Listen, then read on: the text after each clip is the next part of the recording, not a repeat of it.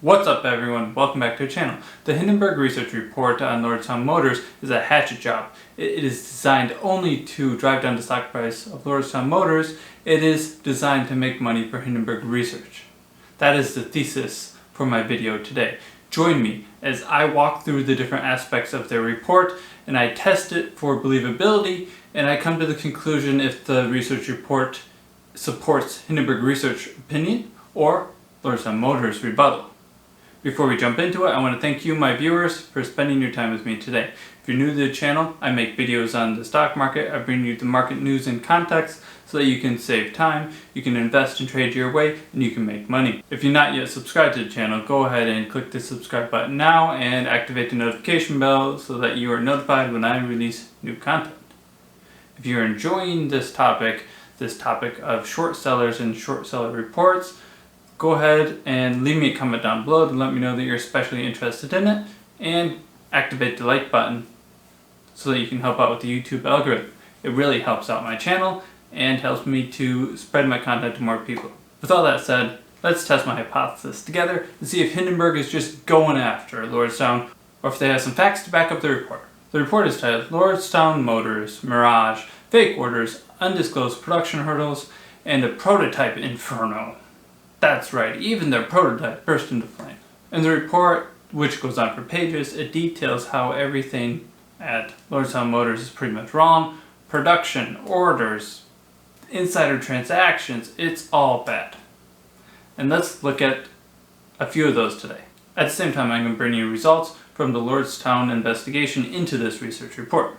See if Lordstown agrees with or rebuts all of the hypothesis, or at least part of the hypothesis, from Hindenburg research. Preorders without deposits, but with commissions. Talked about this in a previous video, I think it's right here.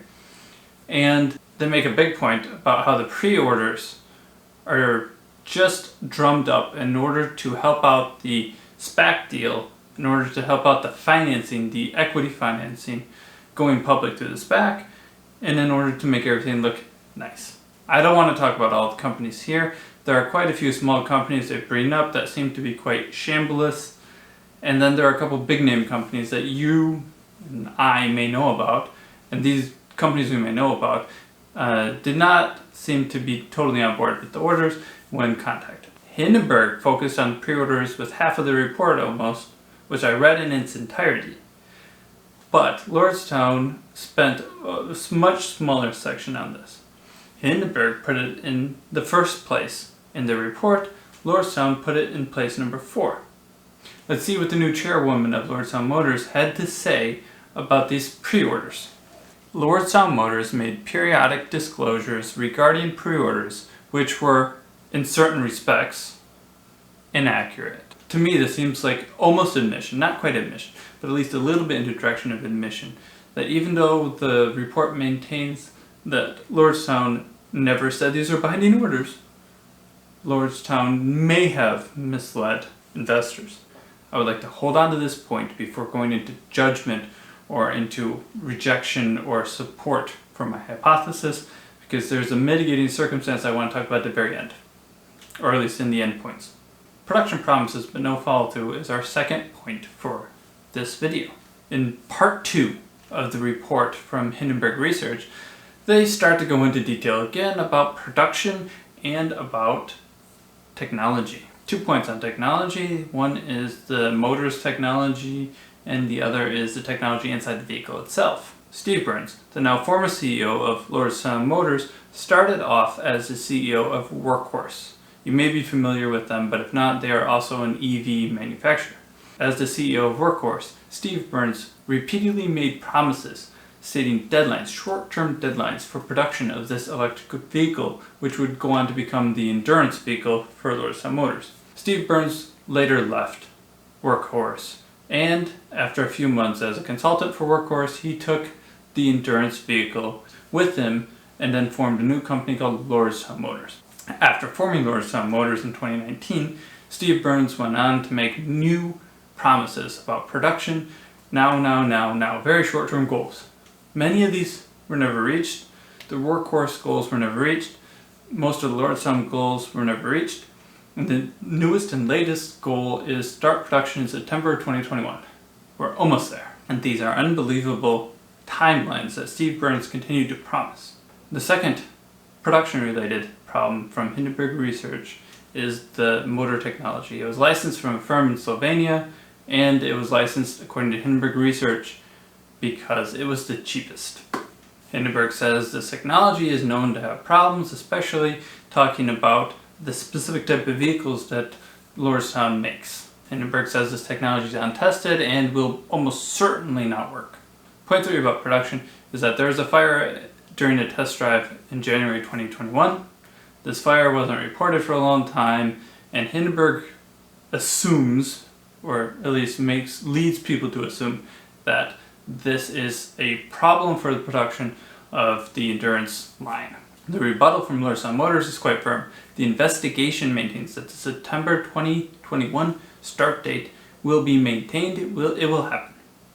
And therefore they say Hindenburg Research is wrong. The investigation report says that this motor technology, the problems with it are known and they have been fixed. Therefore Hindenburg Research is wrong. The investigation report says a truck fire in January is not a problem, and Hindenburg Research is wrong. It's not systematic, it's not a product line problem, it was a one-off. The next aspect of the Hindenburg Research report that I'd like to test is the corporate espionage angle. Hindenburg brings up a lawsuit between Karma and Lordstown Motors. Hindenburg says that this lawsuit demonstrates a pattern of dishonesty and not quite fraud, but very poor corporate culture. Hindenburg would like to position this lawsuit between Karma and Lordstown Motors as a way to demonstrate that Lordstown is dishonest. Lordstown is willing to commit corporate espionage in order to get vehicle technology or entertainment system technology from Karma instead of just paying to license it, instead of just buying the technology. As usual, the Lordstown investigation has something to say about this. They don't have much to say, actually. They say they can't say anything because it's an ongoing lawsuit and there's not anything they can say. They do, however, refuse to admit guilt, which of course you would expect during ongoing litigation. Towards the end of the report from Hindenburg Research, they attempt to bring in this topic, the sale of $28 million worth of stock from insiders, from the president, heads of propulsion, heads of engineering, millions of dollars of sales from the management team. These are important people. They want to make a big deal out of this, use this as their hook. This is that gotcha moment. This proves that everything we said is true and the management is jumping ship. Here's the problem. People sell stock for different reasons. People buy stock for one reason, but they sell it for different reasons. If we look into this, selling of stock from insiders, it's regulated by the SEC. We can just go look at the websites. We can see what happened. And I did. I went and looked at the website, I looked at their SEC filings, and I found something that just left a bad taste in my mouth. Hindenburg wanted to talk about this period from the fire in January of 2021 until the disclosure of the fire in February 2021. I find this to be telling, and it draws the entire report into question for me, because this point is blatantly thrown in as the hook of the argument, the gotcha moment, and it is easily refuted through SEC documentation. This is a problem for me, and this definitely goes to support my hypothesis. Those are the major points. I want to tie it together with 3 other ideas, and then bring you my summary all together and tell you what I think it all means. The first idea is a lot of the statements in this report from Hindenburg Research are made from former employees or people who were just affiliated or never affiliated with the company. One example is somebody who worked at the GM plant, not the Lordstown plant, but the physical building, but not the company. My perspective is, and I think other people will share this perspective, that former employees are former employees for a reason. The input of former employees needs to be listened to with the idea in mind that they are former employees for a reason. Maybe they didn't like the company, maybe the company didn't like them. Either way, their input needs to be taken with a grain of salt. This downgrades the report for me a lot. The next overarching topic is Steve Burns. Steve Burns is the now former CEO of Lordstown Motors. Before that, he was a consultant for and then the CEO for Workhorse, who is also an EV manufacturer.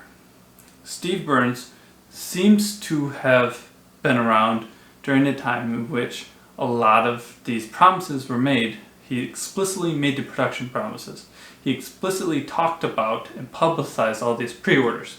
He seems to be the red line that ties everything together. Steve Burns is no longer with the company. As Steve Burns left, the new chairwoman was given the opportunity to disavow everything that Steve said, and she did not. She made points, an investigation made points of saying that some of the things that Steve said may have been misleading, the pre-orders, may have been wrong, but the production and the technology were not. She stood by those promises, those expectations. She signed on to them knowing that there could be liability problems in the future, and that for me is a positive sign for the company and for her, and a negative sign for Steve and for the past. Next overarching topic is SPACs. Hindenburg Research has a problem with SPACs if I look at the research they produce. Hindenburg Research has attacked Lordstown Motors, they've attacked other SPACs such as Clover Health. I'm not saying that they're wrong, I'm saying that there's a pattern, and until they prove themselves right, then it's difficult to just trust what they say. There we have it. We have 5 different topics as I bring it all together. We have the pre-orders, we have the production problems, we have the corporate espionage, the insider sales of stock, and the former employees or SPACs. Now let me tell you what I think of these things. The pre-orders topic is a win for Hindenburg Research. It shows that their research was accurate and that pre-orders were oversold. The problem is Steve Burns, who sold these orders as the most important part, is no longer there. Therefore, there's a caveat. Production problems. As I've stated, the new Lordstown Motors management team had the opportunity to distance themselves from these production promises, and they didn't.